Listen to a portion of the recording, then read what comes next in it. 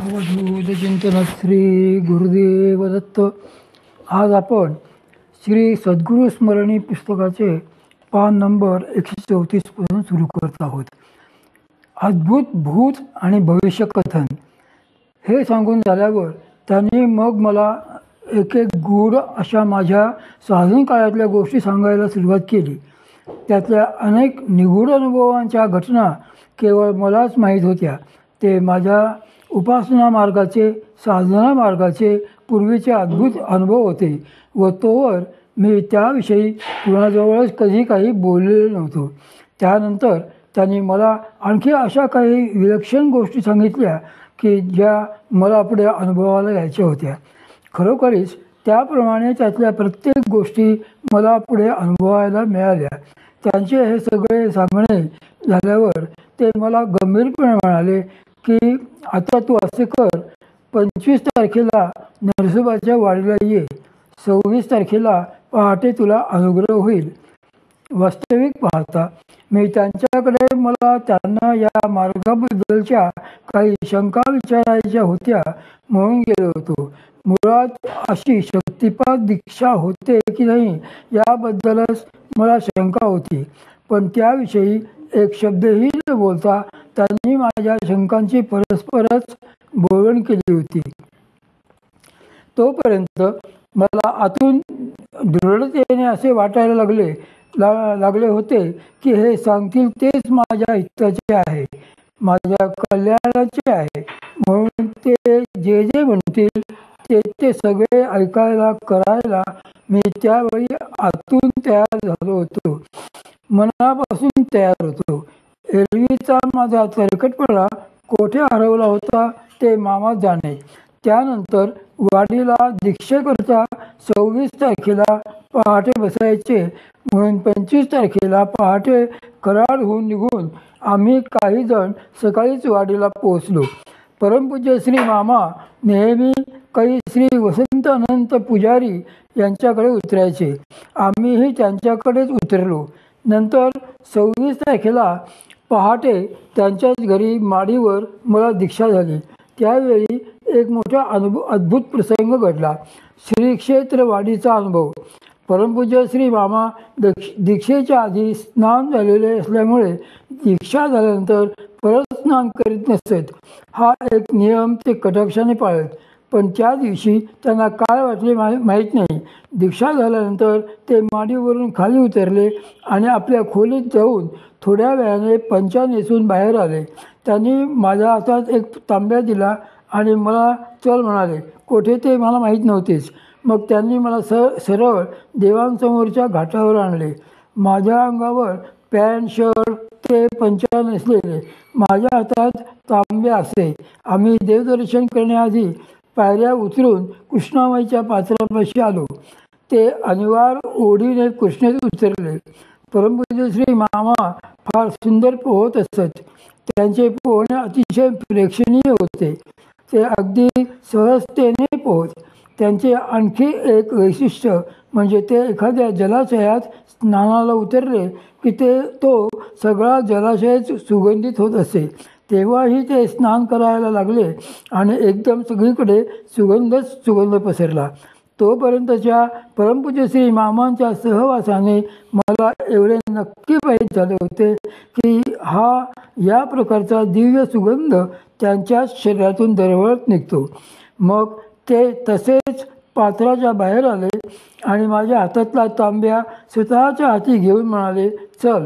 माझा हात धरून त्यांनी मला तसेच अंगावरच्या कपड्यासहित 3-4 पायऱ्या पाण्यात खाली उतरवले. मी साधारणपणे नाभी एवढ्या पाण्यात उभा होतो. त्यांनी तांब्यात नदीचे पाणी भरून घेऊन माझ्या डोक्यावर 2-3 वेळा पाणी घातले आणि मग मला म्हणाले, तू शुद्ध झालास, आता तू आम्हाला स्नान घाल. आणि त्यांनी तो तांब्या माझ्या हातात दिला. स्वतःला स्नान घालायला लावले.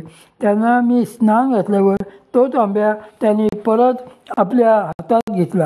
तो एकदा कृष्णामाईच्या जलाने भरला आणि माझ्याकडे गंभीरपणे एकटक बघत म्हणाले, आम्ही तुला ज्ञानेश्वरी दिली. असे म्हणून तो तांब्या त्याने माझ्या मस्तकावर ओतला आणि काय आश्चर्य सांगावे, तांब्यावरून अत्तरच अंगावर ओतावे असे मला झाले. माझे अंगावरचे जे कपडे त्या पाण्याने भिजले त्यांना अक्षरशः कित्येक महिने चंदन आणि हिना यांचा विलक्षण सुगंध येत होता. कैक वेळा धुवूनही त्या कपड्यांचा तो सुगंध लवकर गेला नाही. त्यांनी असे म्हटल्यानंतर माझ्या मनात त्यावेळी हे झाले की हे ज्ञानेश्वरीचे अभ्यासक असल्याने यांनी ज्ञानेश्वरीच्या अनेक पोथ्या जमवल्या असतील आणि त्यातलीच एखादी पोथीची प्रत ते मला देतील. फार दिवस मी त्याच भ्रमात होतो. कालांतराने आणखी एक विलक्षण प्रसंग घडला. त्यावेळी मात्र त्यांना नेमके काय मानायचे होते ते मला अगदी स्पष्ट झाले. पण तोपर्यंत मी याच प्रामाणिक समजुतीत होतो की ज्या अर्थी त्यांनी वाडीला संकल्प केला आहे त्या अर्थी ते आपल्याला एखादी जुनी पोथी, फार तर त्यांच्याच वाचनातील पोथी प्रसाद म्हणून देतील. साधनेच्या प्रांतात प्रवेश. त्यानंतर साधनेचा आश्चर्यकारक वाटेल असा प्रांत सुरू झाला.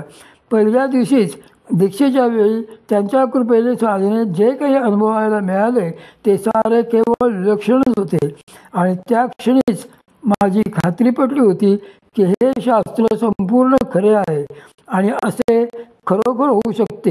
येणारे अनुभव खात्रीने शक्ती जागृतीचेच आहेत. हे त्याशिवाय निश्चितपणे येऊ शकत नाहीत. सद्गुरू कृपेचे महात्म्य खरोखरच विलक्षण आहे. तेथून पुढे साधनेचे आणि दैवी अनुभूतीचे प्रसंग वारंवार प्रत्ययाला येणे सुरू झाले. त्या काळामध्ये याबाबत भाग्यही असे उत्तम होते की परमपूज्य श्री मामा सांगली, कराड, कोल्हापूर या भागांमध्येच जास्तीत जास्त दौऱ्यावर असायचे. 1979 ते 1982-83च्या दरम्यान त्या भागात सांगलीच्या प्रतिष्ठानच्या निमित्ताने आणि इतरही निमित्तांनी त्यांचे वेळोवेळी येणे जाणे होत असे. मला दीक्षा झाली तेव्हा मी इंजिनिअरिंगच्या 3ऱ्या वर्षाला शिकत होतो. आधीच मला असले काही शिकण्याचा उत्साह होता आणि जो काही थोडाफार होता तोही ज्या क्षणी दीक्षा झाली त्या क्षणीच पूर्णपणे निघून गेला. त्यामुळे आधीच उल्हास त्यात फाल्गुन मास असे माझे झाले. सुरुवातीपासूनच मला काहीही वाचत मोकळे निवांत बसायला आवडत असे. नंतर मला आणखीच मुभा मिळाली. मग मी नेहमीच पारमार्थिक ग्रंथ, आपले सांप्रदायिक ग्रंथ असे काहीतरी वाचित बसे. विशेष म्हणजे महाविद्यालयाचा अभ्यास नावाची काही वस्तू आहे हेच मी त्या भानगडीत पार विसरून गेलो होतो. आपणास माहीत असेलच की इंजिनिअरिंगला खूप अभ्यास असतो आणि तोही सातत्याने करावा लागतो. तसा तो माझ्याकडून काही होत नसे. शिवाय त्यात भर म्हणून परमपूज्य श्री मामा जेव्हा जेव्हा कराडला किंवा जवळपासच्या भागात आले आहेत असे कळायचे तेव्हा तेव्हा मी सरळ कॉलेजला दांडी मारून त्यांच्याबरोबर फिरत असे. ते जितके दिवस त्या भागात असतील तितके दिवस मी त्यांच्याबरोबरच असायचो.